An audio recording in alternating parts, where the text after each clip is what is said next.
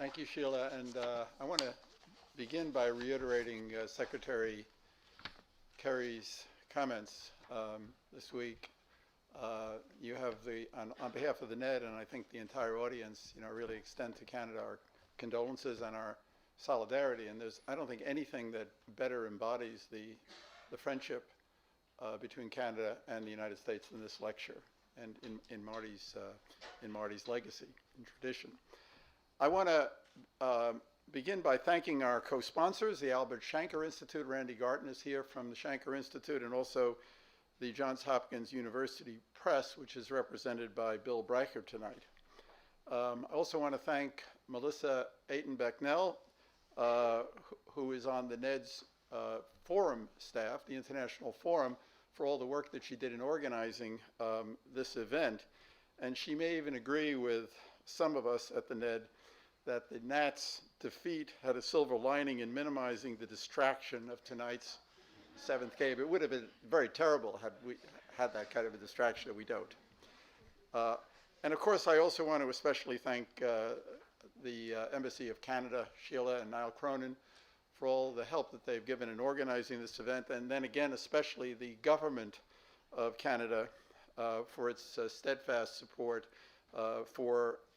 apropos of tonight's lecture, for Ukraine's territorial integrity, its democracy, its sovereignty, and of course for Canada's very, very powerful opposition to Russia's illegal actions. Almost said the Soviet Union. I also want to recognize our very dear friend Sydney Lipset, and to note that she's made available outside on the table in the back booklets of Marty's writings, including his autobiographical essay, Steady Work, and his joint article with Georgi Bentz, which Anticipations of the Failure of Communism, which touches on the whole issue of Russia and the Soviet Union. And I feel confident that Marty would have been thrilled by the choice of Lilia Shevtsova as tonight's Lipset lecturer, because she's not only a brilliant scholar and writer, but also a very courageous defender of democratic principles. Marty would have relished the fact that Lilia has not been afraid to speak the truth to her own government and also to Western leaders who have not demonstrated real resolve in responding to Russia's aggressive actions. Lilia also has a great sense of timing. Her last NED talk took place on March the 19th, which was the day after Putin's menacing and revanchist Kremlin speech, the March 18th speech. And I'll never forget how passionate and eloquent she was on that occasion. And tonight she's speaking in the immediate aftermath of Putin's Valdai speech in Sochi, which the Washington Post yesterday called, and I quote, a poisonous mix of lies, conspiracy theories, thinly veiled threats, and of further aggression, and above all, seething resentment toward the United States.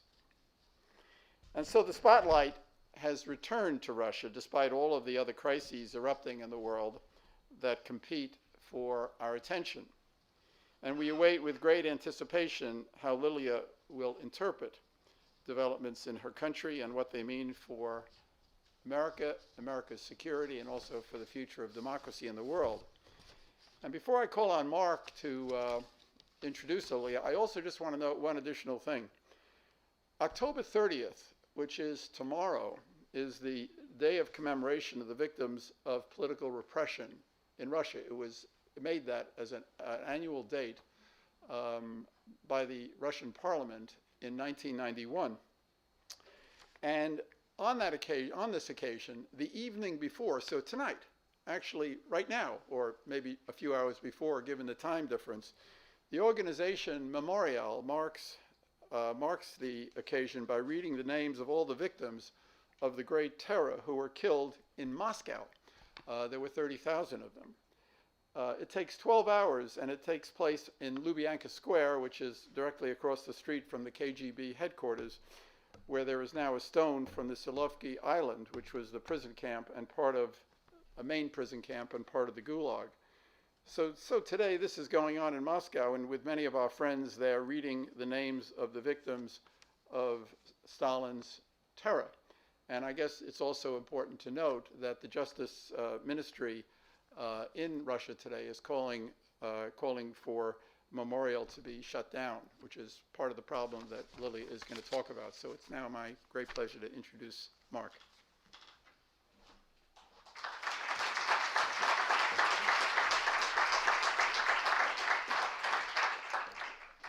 Thank you, Carl. It's an enormous pleasure for me to be able to introduce Lilia Shevtsova, who tonight will present the 11th Seymour Morton Lipset Lecture on Democracy in the World. For almost 2 decades, Lilia has been based at the Carnegie Moscow Center, where she's chaired the program on Russian domestic politics and political institutions. As it happens, however, at the end of this month, she'll be moving next door, at least in terms of Washington geography, to the Brookings Institution, where she will be a non-resident senior fellow. But as the non-resident part of her title suggests, she plans to continue to base herself primarily in Moscow.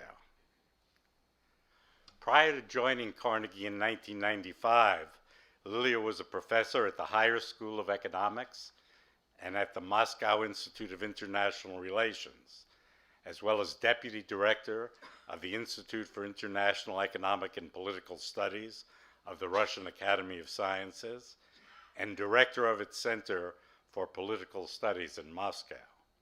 She's been a fellow at the Woodrow Wilson Center, a visiting professor at Cornell, Georgetown, and the University of California at Berkeley. And she's also an associate fellow at Chatham House in the UK. Lilia, I'm pleased to say, has been a member of the editorial board of the Journal of Democracy since 2000, and a regular contributor to our pages since 1995. Whenever we have a thought of publishing anything about Russia, we turn to her for advice, and she invariably steers us in the right direction. She's also on the editorial boards of other journals, most notably the American Interest, for which she's recently been writing some extremely interesting and eloquent essays. In researching her bio for this introduction, I discovered that Lilia received her PhD from the Academy of Social Sciences of the Central Committee of the Communist Party of the Soviet Union. In 1976, that was, in the midst of the Brezhnev years. And after having made it through the era of stagnation, she then would experience the roller coaster ride of the Gorbachev, Yeltsin, and Putin years. Closely monitoring the political scene during these epochal changes, she deepened her understanding of the importance not only of institutions, but of personalities as well. She's written illuminatingly about all 3 of these presidents, as is reflected in the titles of several of her books.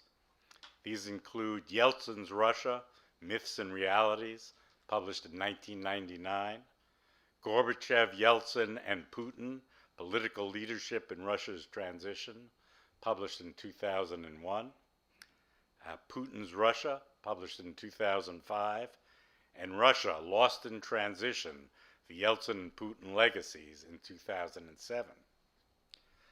Lilia is unquestionably one of the world's preeminent analysts of the Russian political scene, with a profound knowledge not only of the country's inner workings and day-to-day politics, but also of the comparative and theoretical issues raised by Russia's peculiar trajectory. Despite having been trained in the days of Marxism-Leninism, she's thoroughly mastered the political science lexicon of democratic transitions and consolidation, or perhaps I should say non-consolidation in the case of Russia. Thanks to her close study of the political evolution of Russia, she's even broken new theoretical ground in this area. In looking back over her contributions to the Journal of Democracy, I was especially struck by the fact that in 2000 she wrote an article for us entitled, "Can Electoral Autocracy Survive?" and then in 2000 another article entitled Russia's Hybrid Regime. These formulations remarkably anticipated the journal's publication in 2002 of a set of influential articles, among the most frequently reprinted that appeared in the journal, written by Larry Diamond, who's here with us tonight, Andreas Shedler, and Stephen Levitsky and Lucan Way, articles that broadly conceptualized a new category of regimes, combining democratic and autocratic features, variously labeled as hybrid regimes or as electoral or competitive authoritarianism. Subsequently, especially since Vladimir Putin's return for a third term as president, Lilia has traced Russia's descent into an increasingly harsh form of authoritarianism, largely devoid of any democratic features. This is the dispiriting reality that she will describe and analyze for us this evening, not only exploring what it means for Russia, but also considering the challenge that it poses to the liberal democracies of the West. But before calling her to the podium, I want to say a word about Lilia's qualities of character, which may even surpass her gifts as a political analyst and a scholar. Carl, of course, has preceded me on this ground, as I suspected he would. Lilia's independence of mind, her commitment to telling the truth, and her courage really are remarkable. She's not hesitated to speak plainly about the abuses and the failings of Russia's rulers, even amidst the nationalist fervor that has swept the country in the wake of its annexation of Crimea and its depredations in eastern Ukraine. This would be one thing if she were in exile, but she continues to return to Moscow and to speak out as unflinchingly as she has always done. And her example, I think, gives us some hope that all is not lost in Russia. Lilia will speak for about 45 minutes and then has agreed to take some questions from the floor. Lilia?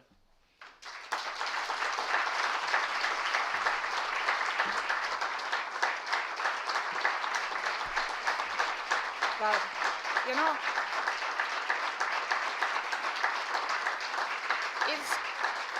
it's good sometimes to be reminded about some periods in your life. Well, I definitely have to write about my communist stage, and especially when I worked for the Central Committee. You downgraded me. I worked for the Political Bureau. Well, and now returning to a much more serious topic. First of all, Sheila, I want to join Carl and express my condolences in regards to what happened in Ottawa. You know, it happened so that I was in Ottawa just the day before the hell unraveled. And I spoke to my friends, just look, what a sleeping, quiet, boring city. I'm sorry. And then it happened. Thank you, and thank the embassy and the Canadian government to host meetings in Ottawa, and I would like to thank National Endowment for Democracy for all the efforts, not only to organize my event, but to organize annual event, reminding us about great men. And first of all, Sydney, thanks to you for your friendship, for your inspiration, and for the fact that you're helping us a lot, and for the fact that you're a companion and friend of this great personality. Well, it is the honor, and of course it is a privilege for me to deliver the annual Seymour Martin Lipset Memorial Lecture. And I have to admit that I'm very nervous, and I feel that for me today it's a great responsibility for two reasons. Firstly, because in times of intellectual wobbliness, in times when, as far as I see the reality, community, intellectuals, academic community, political community has lost its trajectory, I have to remind you about great personality, the man of ideas and principles, and remind you about his legacy. and do it without preaching and lecturing, and find the adequate tone to talk about him. And secondly, I do believe, maybe I'm wrong, I want to be wrong, that we still are in a kind of interregnum. I'm using this Marxist term again, Gramsci. Interregnum, time outside of time. When the old ideas, not only institutions, but ideas, have to be dusted, thrown into a dustbin, because, well, they are not relevant in a lot of areas anymore. And the new institutions and ideas have still to emerge. Institutions and networks have still to be formed. And so this is the time, and here, the metaphor of Polish-British sociologist Zygmunt Bauman comes to mind. He described this time in the following way. Imagine, he says, you are flying on board of the airplane, and suddenly you had a chance to look into the cockpit, and you found that there is no pilot. But still, you don't know that the airport you are destined for has not been built yet. And it struck, this metaphor, that it explains at least the way I feel myself in our reality, the way I'm trying to look for answers and cannot find the adequate answers or the responses that I will be satisfied with. That's why, well, I'm looking at Carl, I'm looking at Mark. You wanted and you chosen me to hear the response, to hear the formulation maybe of recipe. And I have to confess, I don't have answers to many questions that Putin, Russia, and the current reality has aroused. Well, but in any case, having made this confession, I will proceed, and I will start with a very simple premise. History can be a nightmare. History can end up as a great dust heap, unless it is interpreted by intellectuals. And you see, I'm quoted already, Dahrendorf, intellectuals with the ability to see the roots of the trends and of the twists that tendencies are making, and predict how they will intertwine. And Sir Martin Lipset was such a translator of history. I even wanted to say he was making history, but definitely he rendered history, he made it comprehensible for intellectual and political community. He was also, at least in my mind, he was a scientist with a Weberian sense of mission. Because reading and rereading him during the last couple of months, I thought that for him the most important was, to base his assumptions, to base his travel across the regions, countries, disciplines. In this sense, he was a free swimmer, typical Manhattan, typical free swimmer. He based his assumptions on values, on ethical dimensions. And of course, this proved that he had intellectual honesty. I suggest Russia today and the Russian system of personalist power for our discussion. And when I'm using the term the Russian system of personalist power, I mean not only Putin's personality, phobias, fears, complexes, his leadership, not only his regime. I have in mind also the system of entrenched interests combined with the political regime. I have in mind traditions, moods, hopes, anticipations, and of course, the social basis of the Russian personalized power, one-man rule and tradition, definitely tradition, of course.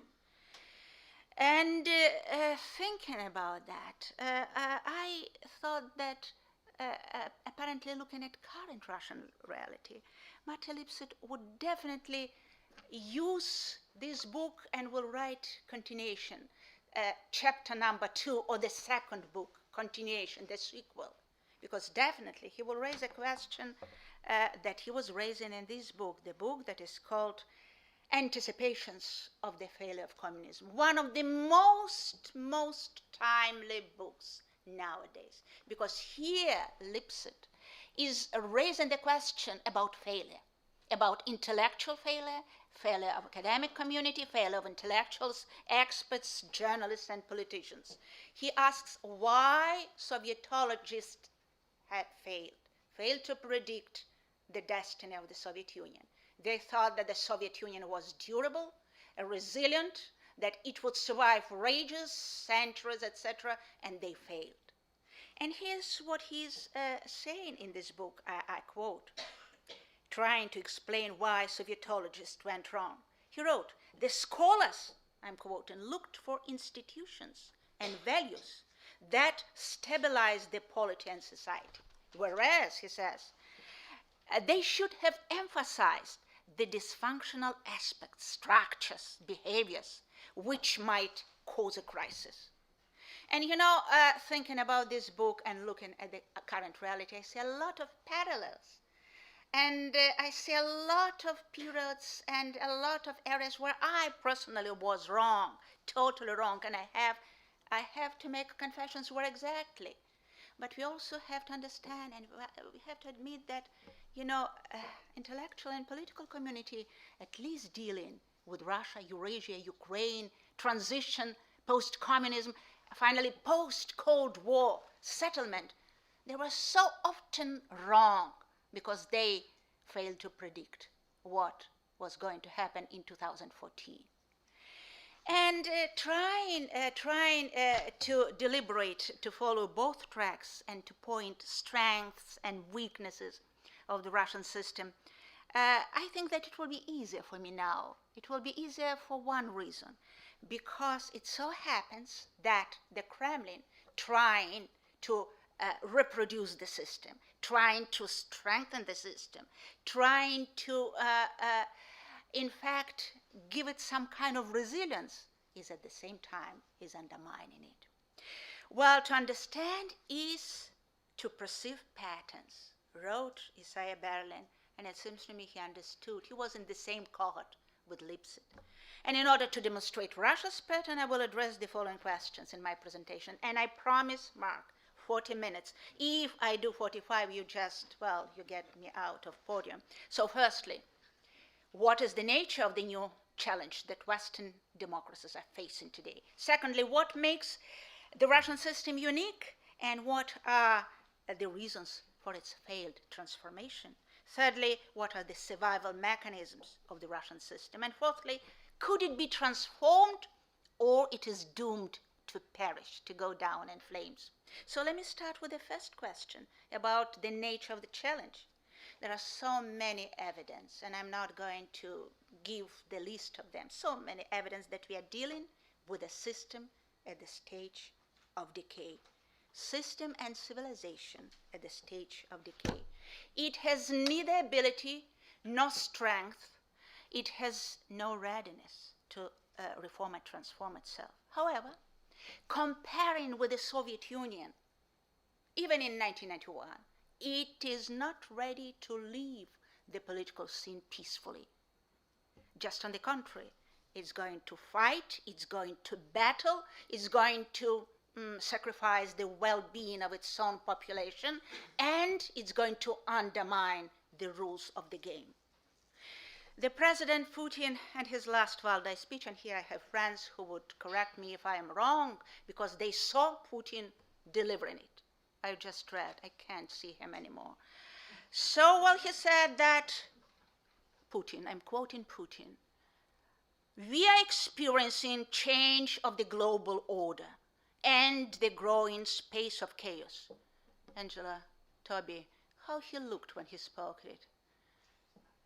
Not happy, okay, of course not. But this is a very interesting statement, because it shows that at least leader of one nuclear superpower, Russia still is a nuclear power, believes that there are no rules of the game. And if there is no rules of the game, the world order has crumbed, okay? That sounds a bit apocalyptically. In any case, the Russian official rhetoric, the Russian actions, I mean the Kremlin actions, not only propaganda, but developments in Russia and outside of Russia, and of course, annexation of Crimea, and of course, Russian invasion in Ukraine.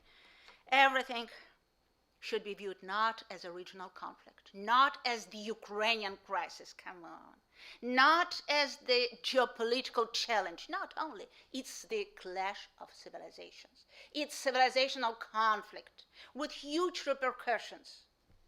And there should be clarity about this. No more postmodern fuzziness, ambivalence, etc. We have to be clear. We have conflict, we have clash, and, well, we are dealing with different normative systems clash. In fact, what the Kremlin's war with Ukraine demonstrates, it demonstrates, in my view, especially after Putin clarified it just recently, and he continues to clarify it, we are dealing with the ultimatum, the Kremlin ultimatum to the community of liberal democracies, demanding the recognition of its right and the right of the stronger power to interpret the international rules of the game, to interpret and to undermine. Almost needless to say, this ultimatum already undermines a number of fundamental principles that maintained the order in the global community. And here I mean not only post-Cold War order that emerged after the collapse of the Soviet Union in 1991. No. In fact, you know, what Russia is doing, Putin's Russia, not mine Russia or Leonid Gozman's Russia, what Russia is doing now, Russia is undermining the Helsinki Accord and the whole package of agreements.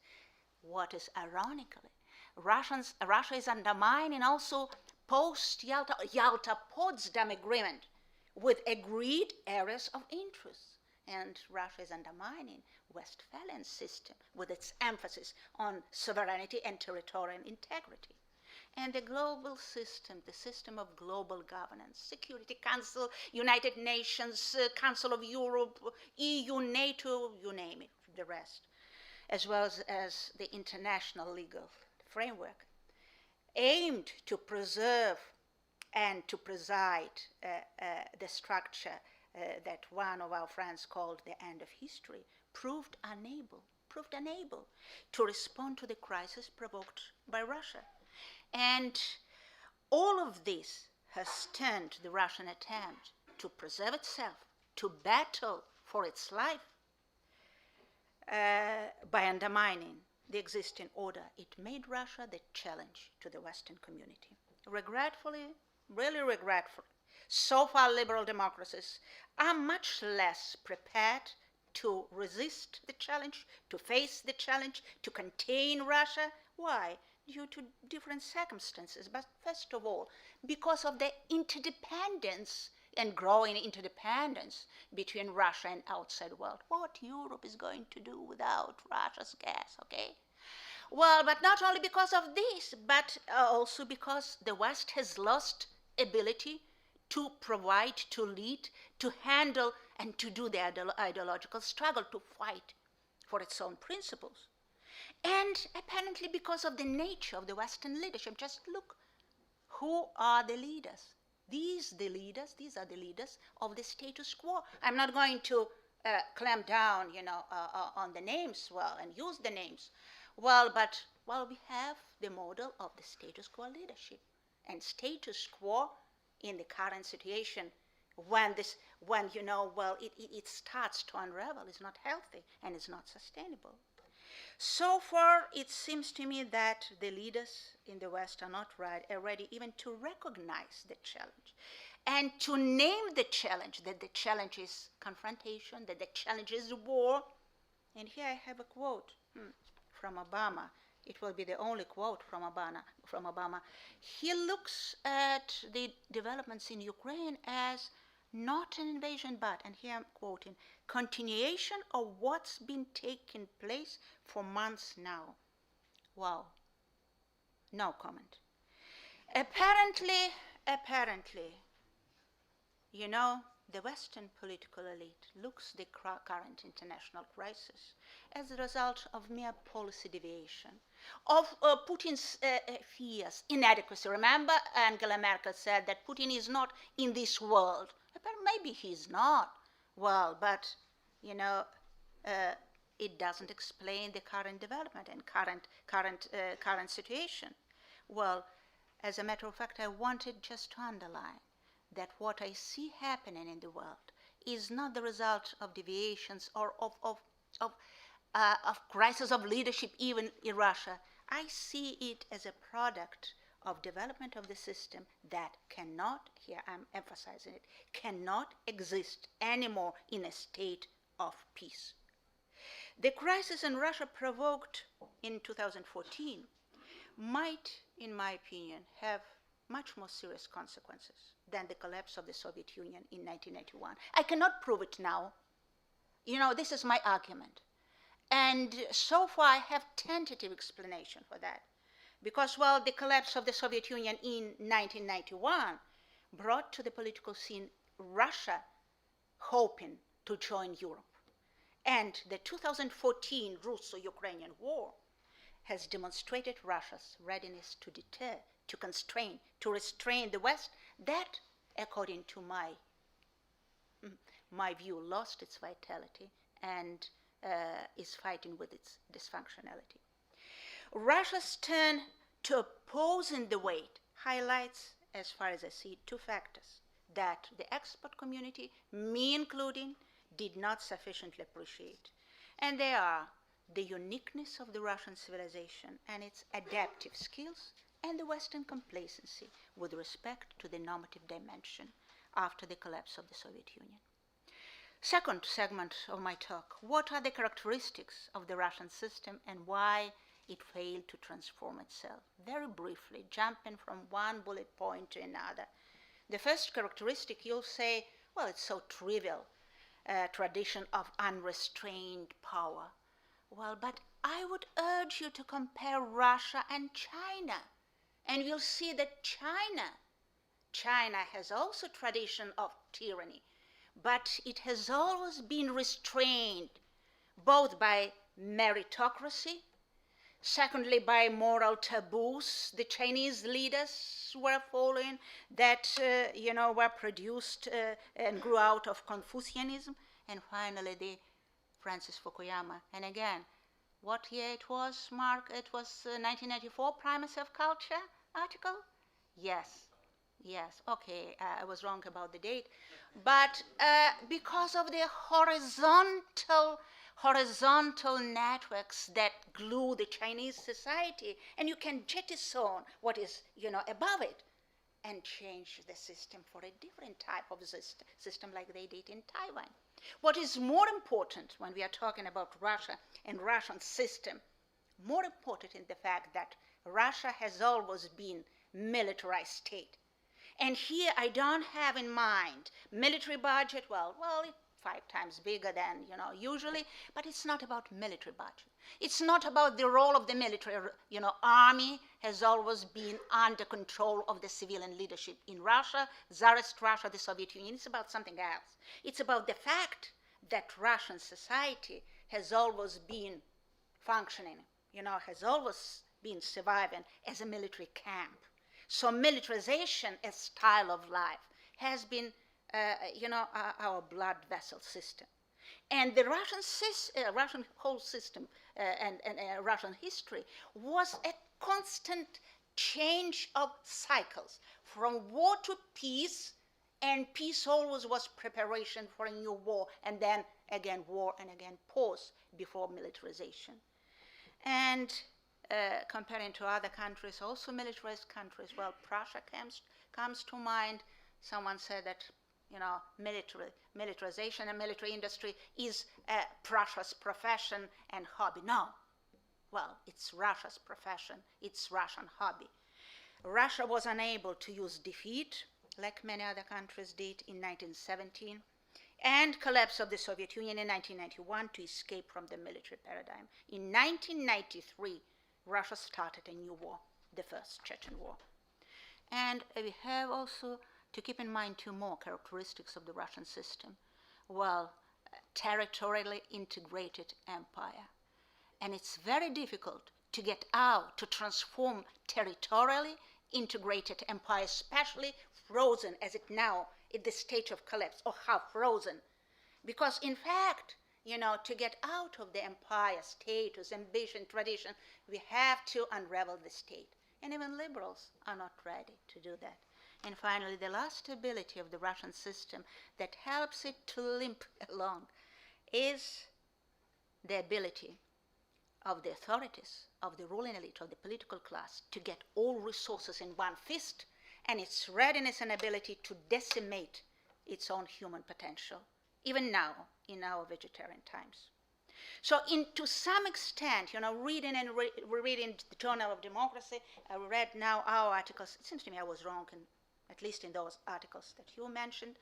Well, I'm coming to conclusion that the Russian personalist power is a deviation. When we are talking about, the usual slot of authoritarian powers, it doesn't fit. It doesn't fit the slot, okay? And not only because of tradition, but because of tradition continues, and replicates the state. And in any case, known recipes of transformation that we used in Eastern Europe, Estonia, Baltic states, Latin America, pacted transitions, imposed transitions, Philip Schmitter, Guillermo O'Donnell, they do not fit.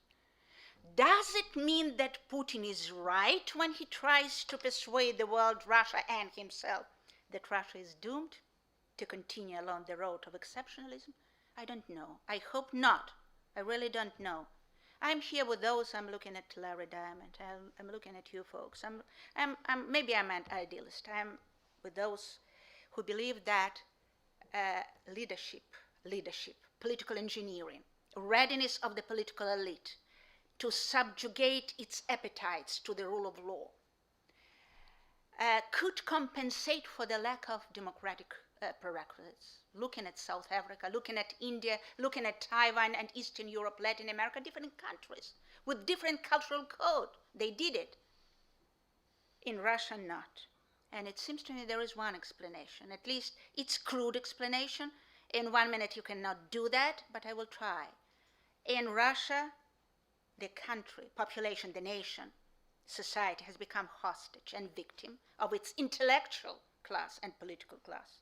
If liberal trends in Russia were cut short in 1917 during the October Revolution because the society was not ready for rule of law, transparency, and dignity, in the early 90s, Russia fell victim of intellectuals, of us liberals, of the political elite, because, paraphrasing von Hayek, because we have chosen fixes but not fixed principles. Good people but not normative dimension. The survival of the Russian system also points to another fact as well: favorable international environment that emerged around Russia in the 90s that enabled adaptability, resilience, and reproduction of the Russian system. The Kremlin has skillfully, it's very interesting, rule of law belongs to the 16th century, and these guys are so skillful, deft, unbelievably skillful, with technologies of the 21st century. In any case, they skillfully exploited post-Cold War lack of clear ideological lines. On the one hand, Russia has managed to preserve one-man rule that has become constantly, more and more aggressive, assertive, and anti-Western. But on the other, Russia has become a member of all these Western clubs, muddling the principles. And Russia itself, as I've mentioned, 16th century and 21st century became an example of muddling the principles. In any case, the Western ideological ambiguity, the so-called post-modernity, has become the best environment for the Russian game, let's pretend. And here is the paradox, one of many. The Soviet Union, that I worked for, the Soviet Union sustained itself by containing the West. And from the moment of collapse of the Soviet Union until 2013, and this date is very important, 2013, the Russian system sustained itself by imitating the West, by penetrating the fabric of the Western society, by co-opting the Western elite. And it's worth noting maybe now, and this is, I'm wrapping this segment. It's interesting. I don't know. Apparently I will have to write about this, or maybe someone much clever and much more sophisticated will write about this. You know, there are so many examples when countries much more different than the Western European civilization, traditionally, culturally, in its past, etc., they succeeded to mimic and to adopt the Western political principles and the Western institutional structure, starting with the 19th century major restoration. And East Asia, Latin America, Eastern Europe, they borrowed the model of governance. Russia has borrowed broadly, actively, energetically, all the time, during all its history, at least starting with Peter the Great. Technology. Technology, but not political principles, and always return to the state of confrontation with the West. Thirdly, reincarnation of the Russian system. Just an example of amazing adaptability. When the Tsarist shell crumbled in 1917, you know, the political system, Russian system of personalized power, swamped the monarchic and divine legitimation of power for one based on Marxist ideology. When the Soviet Union collapsed, you know, it assumed a new incarnation by dumping the state, the Soviet Union, the USSR, and adopting anti-communist legitimacy. From the time of the Soviet collapse until recently, the Russian regime, the core of the Russian political system was based on the following premise. It declared adherence to Western norms, and its elite integrated into Western society on a personal level. For a portion of its reign, Putin has maintained the hybrid regime Mark has mentioned. And it seems to me it started in 2004 with the Orange Revolution in Ukraine, and openly during Munich's speech in 2007, when the Russian authorities, mainly for domestic reasons, but again, Ukraine was a trigger, foreboding. It was a signal to do something inside of Russia. Russia has started to turn in an opposite direction. And Obama-Medvedev reset and in Euro-Russia partnership for modernization policy was a kind of apparently tactical interval that has not changed the Russian system trajectory. By the end of 2013, before the war with Ukraine, the Kremlin stopped its dressing up games, adopting a new Putin's doctrine. And in fact, Putin returned. He returned post-communist Russia to the period before the collapse of the Soviet Union, to the Soviet Union when we are talking about survival mechanism. And I just made here a note. Remember Albert Einstein. And here I have in mind his warning that comes to mind. The biggest stupidity is to repeat the same and hope that the result will be different. Several circumstances apparently forced the Kremlin to change its survival paradigm, and I will briefly mention them. Firstly, the emergence in Russia of the new political regime headed by Putin, but this is a regime totally unique in the Russian history. You know, Siloviki, the armed people, the special services people, in fact, Praetorian dogs, okay, that have to guard the palace, the doors to the Kremlin. They never ruled Russia, never.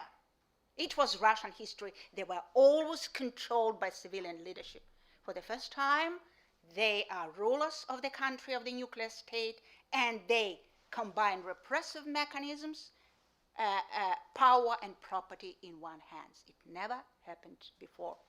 There is another reason why apparently Putin has changed the doctrine of survival. The rise of the protest activity in 2011-12, and apparently there is also, but we have just to test whether it's so or not, apparently Kremlin's decision to prepare the coercion machine before the new protest surfaces. And of course, there definitely was another reason for this change of the paradigm. It was the attempt of Putin and the Kremlin to use the benevolent international situation, to use the situation when weaklings were in power in Europe, at least in Europe, and to use the Western leadership complacent regarding the Kremlin agenda to change their paradigm of survival. Now the new paradigm is based on one premise, and it's different premise from the previous. The West is in terminal decline. That's the premise of the Kremlin strategy now. And by declaring the end of liberal democracies, Vladimir Putin closed pro-Western period in the Russian history beginning in 1991. And Ukrainian crisis didn't only allow Putin to change and to test the paradigm now he's testing.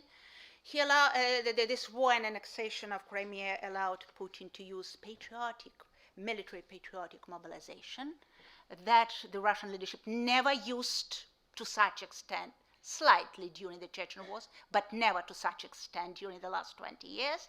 And for the first time, the president and the Kremlin has used the ethnical Russian card. I hope that they will try to use it cautiously afterward, because they do understand in the Kremlin the ethnical Russian card, Russian world, Russian nationalism. It's a bomb under the construct of the current Russian empire. Anyway, Putin disproved two commonly held beliefs, at least among part of the intellectual spectrum and community. Some thought that the Russian authoritarianism will be, instrument of liberal reforms. Some thought that this authoritarianism could be pro-Western. It became clear during the last couple of years. The Russian system could reproduce itself only as authoritarian, maybe dictatorial, and anti-Western civilization. And the final point, do I have my 5 minutes? The final point, the most difficult one: decay, agony, revolution. Well, the Russian system in its current incarnation or reincarnation meets all key criteria for decay.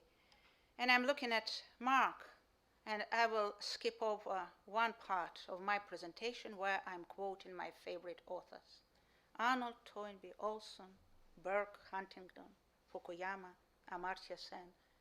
They all prove that the way Russia develops now, the way Russian system projects itself now, the way Russia deals with the outside world and with its own population, and the way Russia defends itself, there are all signs that Russia is moving in the direction opposite from freedom, dignity, rule of law, and demonstrates all signs of decay. The question is, for me, and I have no answer to this question, what kind of stage of decay Russian political system is on? Is it a far advanced decay? Has the system reached the stage of agony? Then we have to use other criteria. Hardly Russia will repeat the destiny of the Ottoman Empire, 300 years of decay and degradation. Well, in fact, Putin, unleashed the process that accelerate not only degradation, but accelerate, all process in Russia. But if it's not the agony of the system, could it be the agony of the political regime and leadership? And another question, Russian system has reached the stage when it would be useful, constructive, and high time. We are late. We are too late to raise this question. Is Russian system going, and Russia with the system, is going to start the long process of rot, irreversible rot, fragmentation, and gradual death, or the system will explode, or maybe some of the system will explode? I don't have the answers for this question, and it seems to me that reality will soon give us the grounds for the answers. In any case, it's totally clear now that the Kremlin will operate within the militarist deterrence model in its relations with the outside world. And any compromise that this system in Russia, the Kremlin, is making with the West, is making with the outside world and environment, could be temporary. So it's the nature of the trap. True, you can say, you can play the devil's advocate and say, but just look, the system and the Kremlin have some potential to survive. They have some means in the toolkit, and I would agree. The natural rent commodities, well, possibility to co-opt the audience outside of Russia, selective repressions, the fact, that Russia can play the role of the spoiler and blackmail, nuclear blackmail, especially now. This is apparently the newest trick. And there is another trend which we have to be very cautious of, and we have to analyze. Analytically, it's very interesting to watch it. And this trend demonstrates that we are wrong if we compartmentalize domestic and foreign policy. Because at the moment, the domestic instruments and functions of the Russian political regime continue to dwindle. And the Russian system tries to find other resources outside. So foreign policy, in other words, foreign policy is becoming the key, the crucial instrument of the Russian system survival, which makes the survival of the system international, civilizational and geopolitical factor. Well, at the same time, I'm just looking, I'm skipping over my points because I do believe that I'm looking into your eyes, you are tired of me, and I definitely need, after confessing, my own inability to give an adequate, correct answer and inability to produce some positive recipes, I need to find something, at least, to counterbalance this rather murky, rather apocalyptic picture. And I think that I have it. I have what Raymond Aron called the law, iron law, he said, iron law of unintended consequences. As I mentioned before, everything that the Kremlin and Putin are doing now, they could bring still tactical gains, tactical victories. Tactically, they have won in Ukraine. They still keep in Ukraine. They still have possibility to undermine its territorial sovereignty, its well-being, and keep Ukraine, at least in the shadow or in the pocket. Or even Finland desires Ukraine. Isn't it a tactical victory? Donetsk and Lugansk republics soon will have its elections, and Russia will endorse them. And definitely, it's the second partition of Ukraine after Crimea. Crimea lost part of its own East Donbass. Isn't it a tactical victory? But Raymond Aron's and the iron logic of the law of unintended consequences tells us that, you can have tactical victories that are bringing in the future strategic disasters. And this is what is happening in Russia. Yes, military patriotic mobilization brought Putin 85, 84, 89% of approval rating. But at the same time, military patriotic mobilization starts to exhaust its resources. Economy shrinking, sanctions have been biting, and before that, economy has been in a state of recession, stagnation, some say crisis, and Russians have become already economic subjects. They want well-being. They're not people from the Stalinist era. And as Alexis de Tocqueville once reminded, I'm paraphrasing him, revolutions are being made not by poor people, but by people who were not fed once. So, well, another factor, criminalization. One more factor, corruption. And now we see that 37%, yes, 86% still approve activity and, leadership of President Putin. But 87% of Russians are saying now that they would prefer that the interests of individuals are much more important than the interests of the state. So Putin has lost this 37%. And among those people who support him, 60% believe that the government is lousy and good for nothing. 75% believe that even the highest echelons of authority are totally corrupted. So, well, yes, they have also cognitive dissonance. And, when we are talking about about possible growth of the famous book Grapes of Wrath. It always comes suddenly out of the blue. Yesterday, he or she were just gossiping at the kitchen, and in the evening, he or she could go to the Maidan fighting for dignity. It helps, it comes unexpectedly. And moreover, calm, always political, is very illusional, deceptive. Calm is always political, calm is always deceptive, especially in the situation where the society have no channels to express, political channels to express its interests, moods, and so on. So calm is a foreboding that something might happen. And the last several things. Well, Putin's trap. This is not the subject for my narrative, apparently, but if I were knowledgeable in psychology, definitely I would write something about that. Because this is what we have. This is systemic trap. This is systemic trap that not only Putin but his own entourage, got themselves into. And it seems to me there is no exit from this trap. Or maybe it's already political grave. On the one hand, they cannot backtrack on Ukraine. They cannot backtrack when we are talking about military patriotic mobilization. They cannot get out of the war mood. So Putin has to end as a war president. On the other hand, he has no means to continue, and he has used all trump cards that were up his sleeve.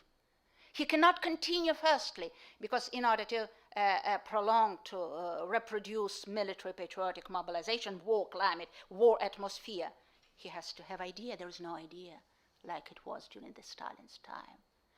There is no reliable repressive instruments. That's why, for instance, when we have the people taken to the street in 2011-12, they brought the riot police from Khanty-Mansi. They don't trust, the Russian Spetsnaz and riot police. And besides, there is something else. There is something else. The country that has been more or less free, it cannot be, turned down into the closet again. So there is no possibility to, maybe the silver lining, no possibility for any kind of long-term military dictatorship. And the final thing. Of course, those people in the Kremlin do understand the situation. Of course, they do understand that apparently somehow they're cornered. They do understand that their strategy is, what are we going to do in the evening? They don't have this strategy. And apparently what they're ready to, what they will do, it's a kind of change, preemptive strike, change of the political leader and the regime to save the system. It happened so many times in history. It could happen now. But here we have conundrum. Any new leader in Russia, as a result of a coup, some cleansing, change of the regime, will face again this dilemma, either to reform the country or to continue the war presidency. But the major drama is that any leader cannot reform country from the top. Basta. The spirit is ended. The current political establishment, mired in all these problems, including liberals, they cannot do any pacted transition, which means that we are back in the 19th century, with the tradition of the 19th century. And what tradition I have in mind? I have in mind the tradition of revolution, a revolutionary outburst. And the only hope that in Russia, if revolution happens, it will be something like glorious revolution, but not French Revolution of the 18th century and October Revolution of the 20th century. But even in case our segment, that some of its representatives are here today from Russia, if the liberal democratic segment finally wins in Russia and starts to look around for agenda of the reforms, we'll have two challenges before us and before the segment. Maybe it will come after I finish my memoirs. One challenge, how to break out of its present state format, of the format of territorial integrated empire, because Russia in the current state cannot exist with civilizationally alien segments like Northern Caucasus, etc. Russia has to reformat itself, and it will be a very painful task to change the format of the state if somebody risks it. And second problem that the reformers will be facing is to reform a nuclear state, because Russian nuclear capability now and in the future definitely will fuel the Russian elite's global ambitions and could serve as a safety net protecting their personalized system. Thus, the challenge of Russia's nuclear petrostate at the stage of decay, or maybe at the stage of agony already, we don't know, agony or decay. Maybe the next issue of Journal of Democracy and American Interest would be devoted to this issue, criteria for decay. So this challenge apparently could become the main challenge of the 21st century. And it's up to us, intellectual community, political community, my friends here, Ned, to ensure the world realizes the seriousness of the challenge and will adequately respond to it. And here I am finishing my vignette. Sorry for being too long, but you were silent. I am returning, Sydney, I am returning to Seymour Martin Lipset, his great personality and his legacy, which needs to be reread many times. And his legacy and his biography and his efforts could give us a recipe on how to deal with the formidable challenges we are facing today. We need to think according to what I understand in his writings. We need to think about freedom and truth as the highest values, even when pragmatism, conformism, and acquiescence are much more comfortable and profitable. And with this, I end my lecture. Thank you for your patience.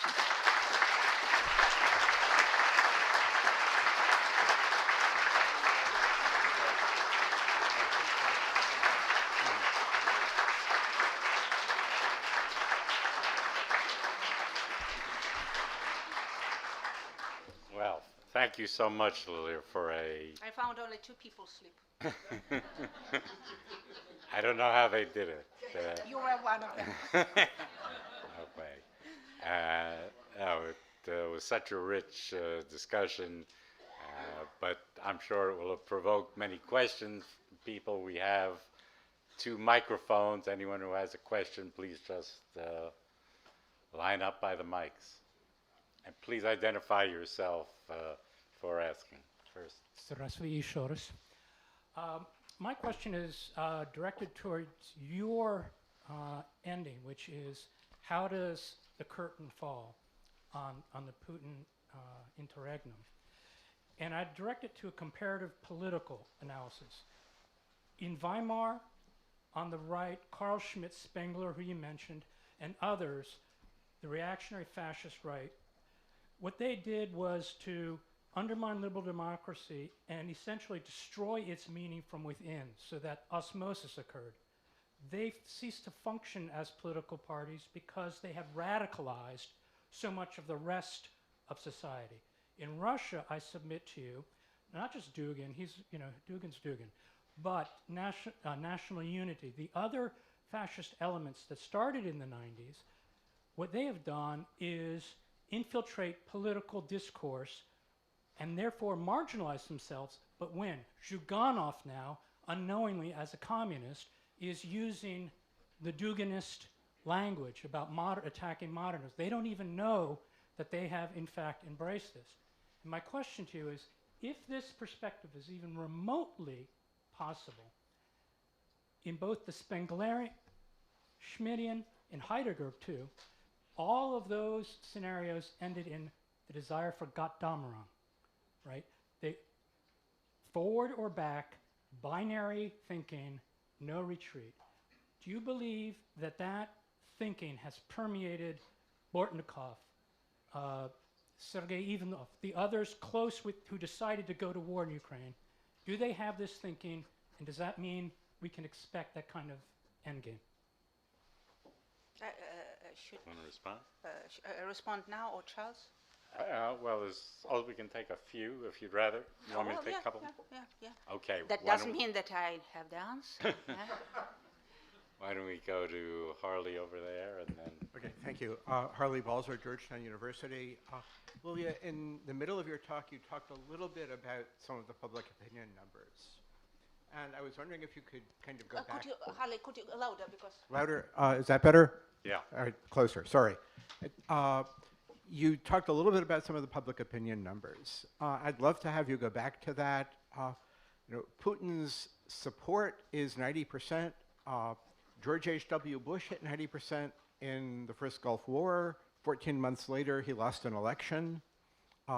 If you ask Russians if they would vote for Putin again, the number is closer to 50%. The number who want to pay for Ukraine is around 12 or 13%. So, how deep is this support for the president? Charles Gotti, Johns Hopkins. Lilia, penetrating talk. Thank you very much. I was looking at you, Charles, and thinking, what would you say about Orban's Hungary? I'm not bringing that up. But he's a mini Putin. You mentioned the American interest. I had an article, and Yeah. the article and the, Terrific the article. authors put it there, mini Putin. That was not my idea, but it was a good one.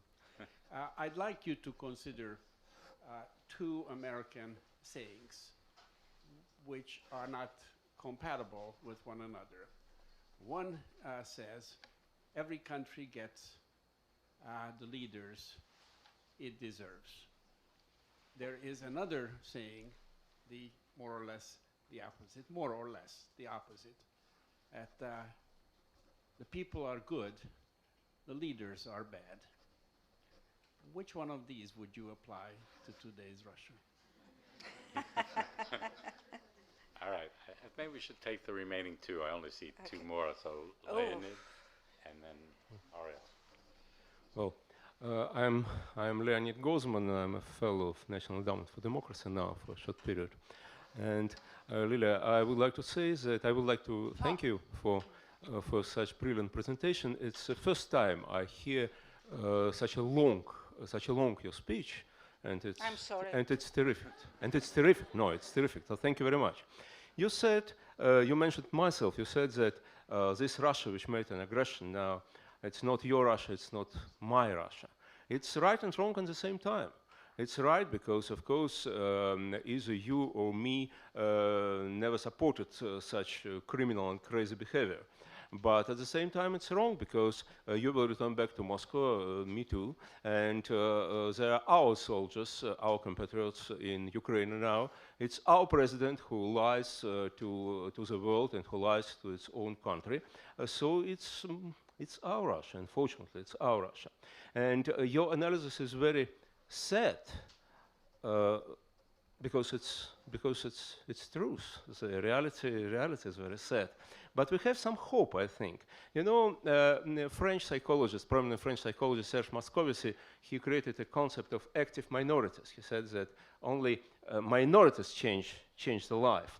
And I think that we have a hope until some people come, for example, to today's ceremony, reading the names of those who were killed by communists.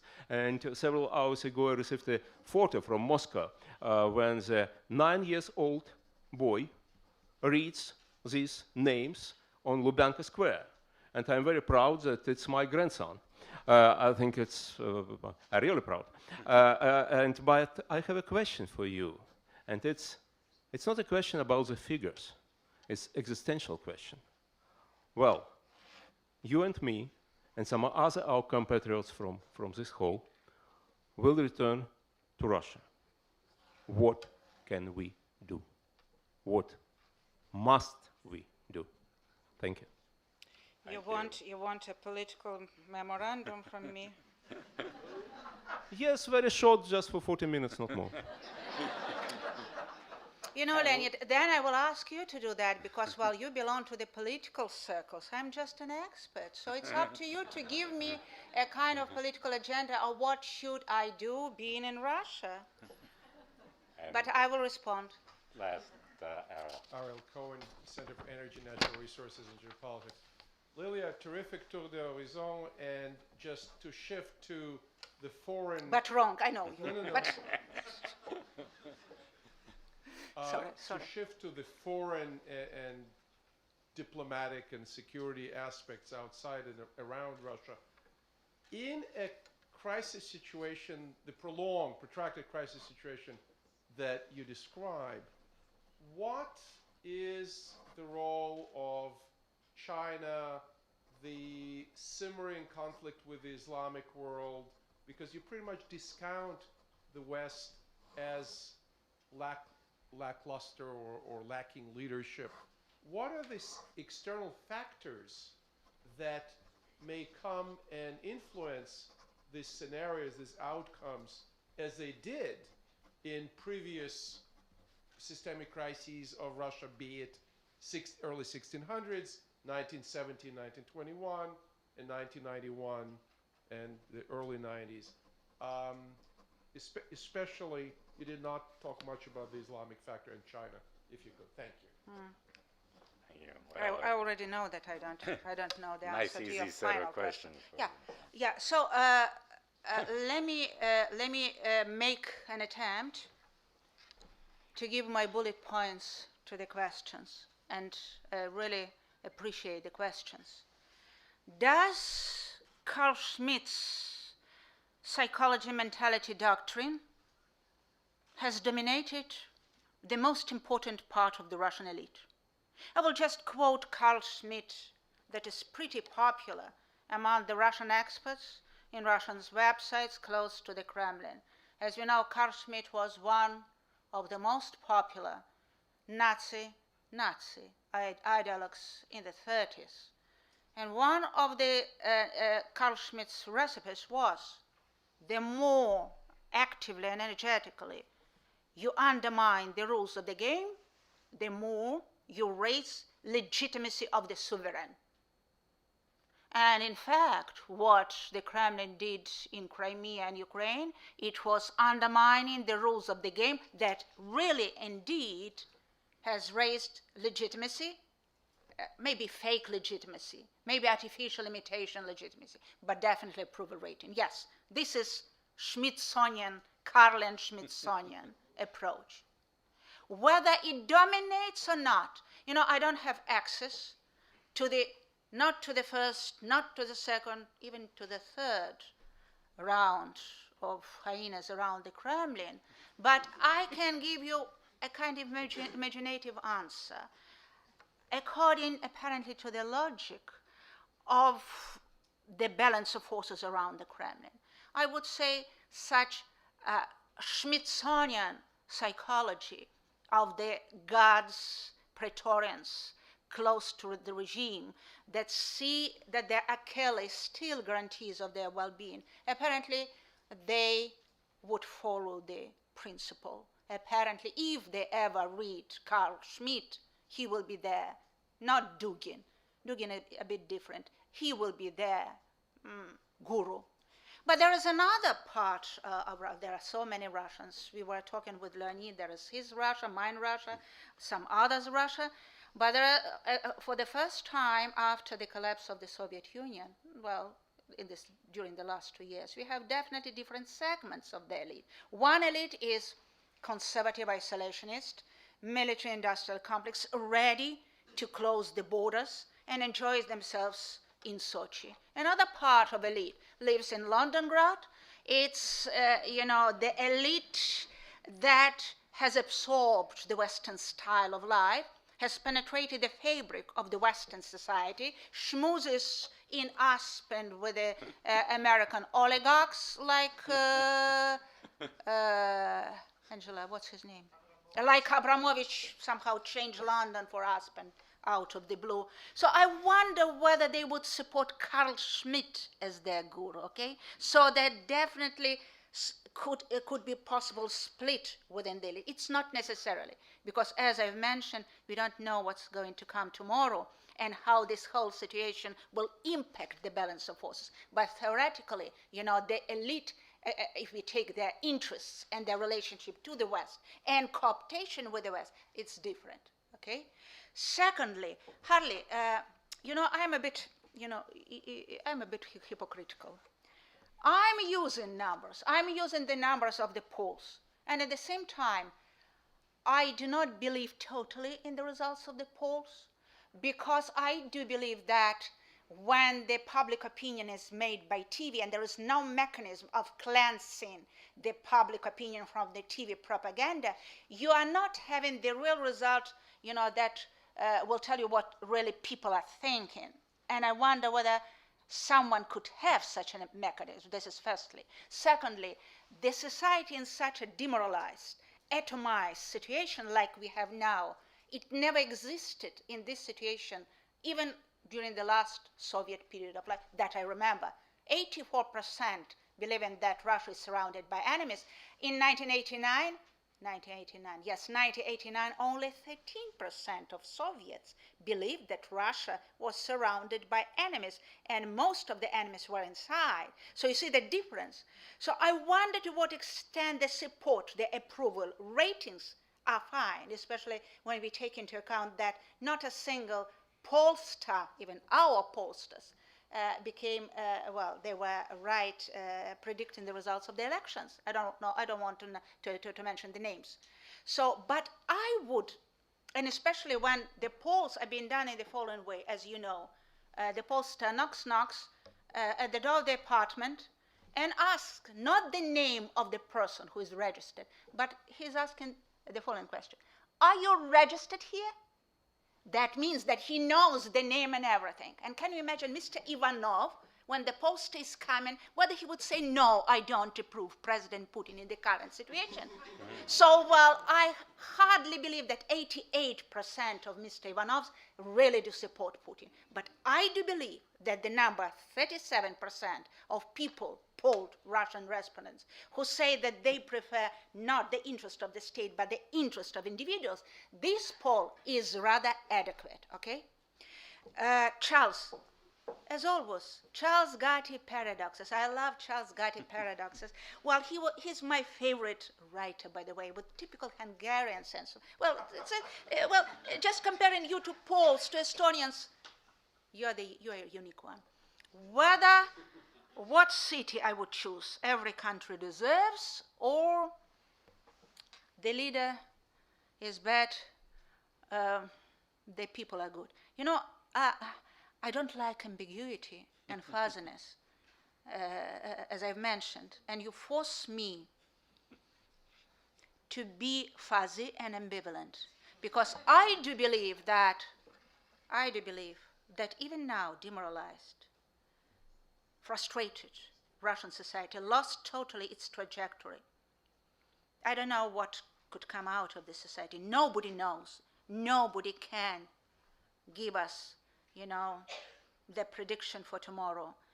But it seems to me, if the real alternative and the political force supporting this alternative, and this force is trusted by the society, has means to address the society, TV, yes, and the rest, is offering this alternative to the society, well, the society can accept rule of law state, still can.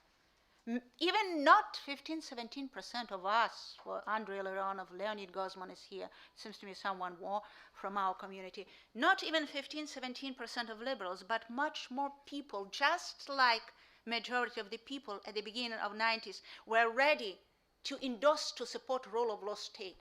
The problem is that they were offered something else. So, well, that's my answer.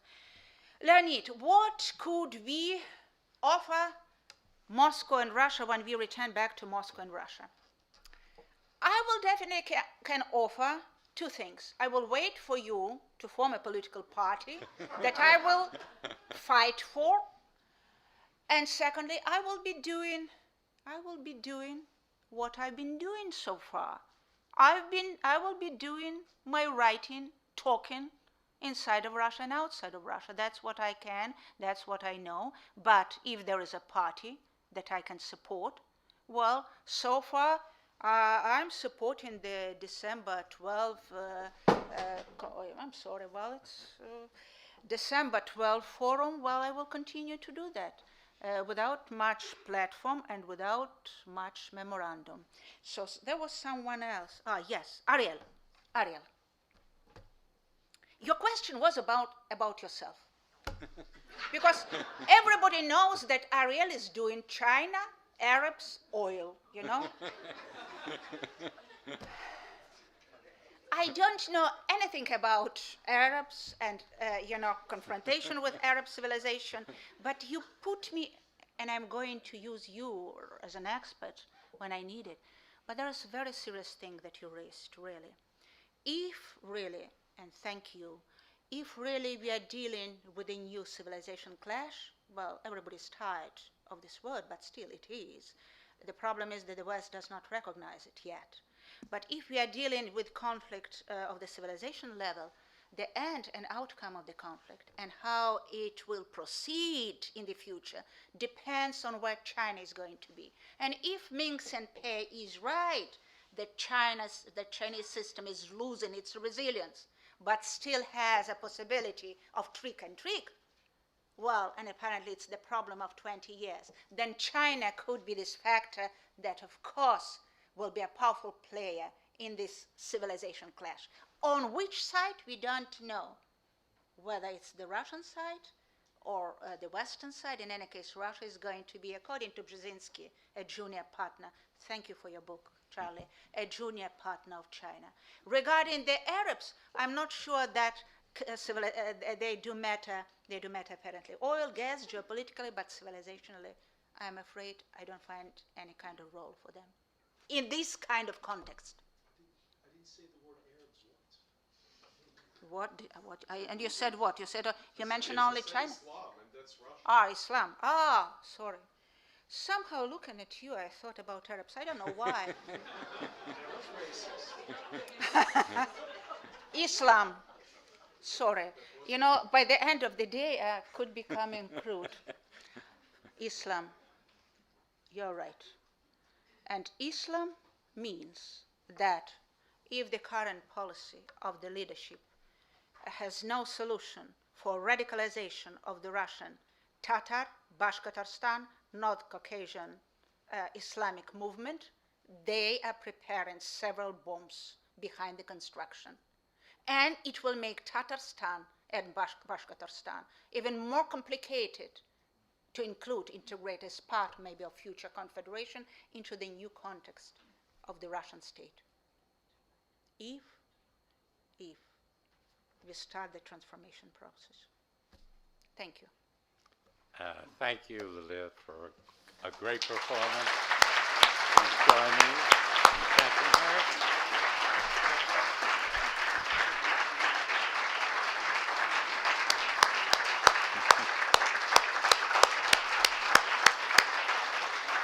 And you're now welcome to join us at a reception, which I think is just upstairs. Is that right?